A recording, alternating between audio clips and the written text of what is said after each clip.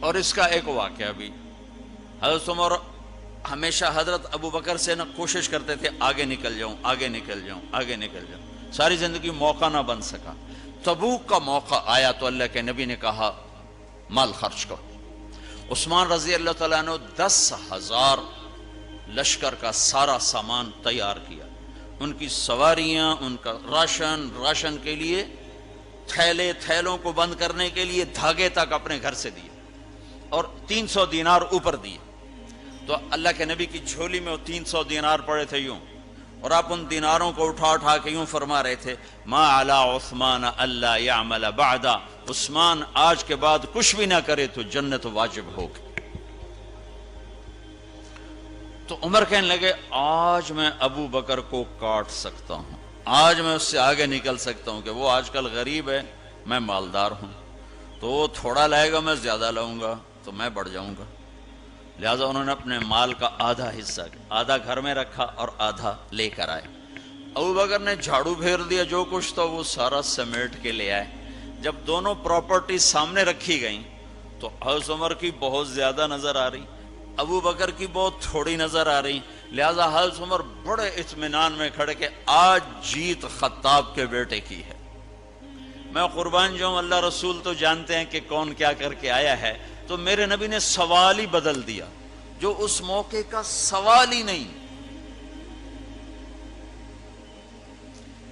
کوئی آدمی مسجد میں چندہ دینے جائے، مدرسے میں چندہ دینے جائے، کہا جی مول صاحب یہ 1,00,000 روپیہ ہے مدرسے کے لیے، مسجد کے لیے، آگے مولوی صاحب کہیں پیچھے کتنے پڑے ہوئے ہیں، تو کہے گا اے بھی واپس کرو، میں تو تھوڑی نیت ہے جو کوئی چکر لگتا ہے کہ تسی ٹھیکیدار ہو، مگر علی شاید ابھی پیچھے کتنے پین، یہ موقع کا سوال ہے ہی نہیں۔ مولوی صاحب کو چاہیے جی جزاک اللہ، یہ لیجئے رسید، بسم اللہ، پھر بھی موقع آئے تو دیتے رہیں۔ تو میرے نبی نے پوچھنا یہ تھا ابو بکر کتنا لائے ہو، عمر کتنا لائے ہو، اور یہی اس موقع کا سوال ہے۔ لیکن اللہ رسول جانتے ہیں کہ کس کے مال میں وزن زیادہ ہے، تو میرے نبی نے سوال بدل دیا، فرمایا عمر ما خلفتا، واہ واہ، عمر پیچھے کیا چھوڑ کے آئے ہو؟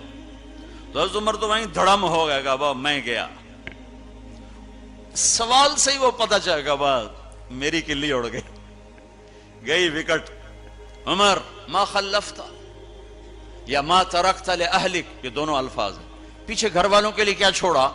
تو پہلے حضرت عمر بڑے جوش میں کھڑے تھے، پھر ایک دم ڈھیلے ہو گئے، کہنے بعد جی آدھا چھوڑا ہے آدھا لایا ہوں۔ پھر آپ نے کہا ابا بکر ما خلفتا یا ما ترکت لأہلک، ابو بکر تو پیچھے چھوڑ کے کیا آیا، بچوں کے لیے کیا چھوڑ کے آیا؟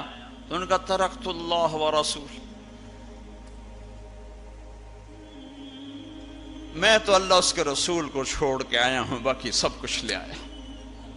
تو اس پر عمر کہنے لگے ابو بکر میں نہیں تجھ سے آگے بڑھ سکتا، کوئی بھی تجھ سے آگے نہیں بڑھ سکتا۔ اپنے کپڑے بھی دے دیے، اور ایک ٹاٹ تھا وہ پہن کر اس کو کانٹوں سے سی لیا۔ تو جبریل آئے، کہنے لگے یا رسول اللہ، اللہ تعالیٰ پوچھ رہے ہیں کہ ابو بکر نے یہ ٹاٹ کیوں پہنا ہوا ہے؟ تو آپ نے کہا کہ ابو بکر نے سارا کچھ اللہ اس کے رسول پہ لگا دیا ہے، اس لیے یہ پہنا ہوا ہے۔ تو کہا یا رسول اللہ، اللہ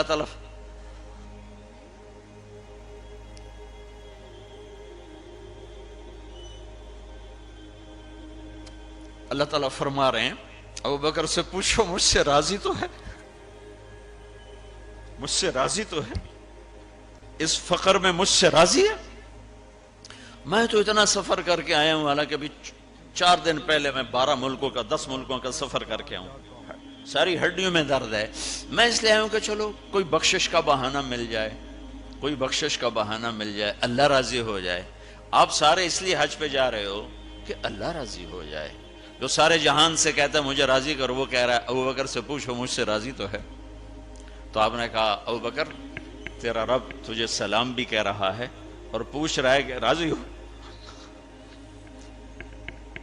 تو ابو بکر کی چیخیں نکلی، میں اپنے رب سے راضی، میں اپنے رب سے راضی، میں اپنے رب سے راضی۔ میرے بھائیو بہنوں، زندگی ایسے گزار کے مرو کہ اللہ کو ملو تو اللہ خوش ہو کے مل رہا، ایسے نہ مرو کہ اللہ کی بارگاہ میں پیش کیے جا رہے ہوں مجرم بن کر، قیدی بن کر۔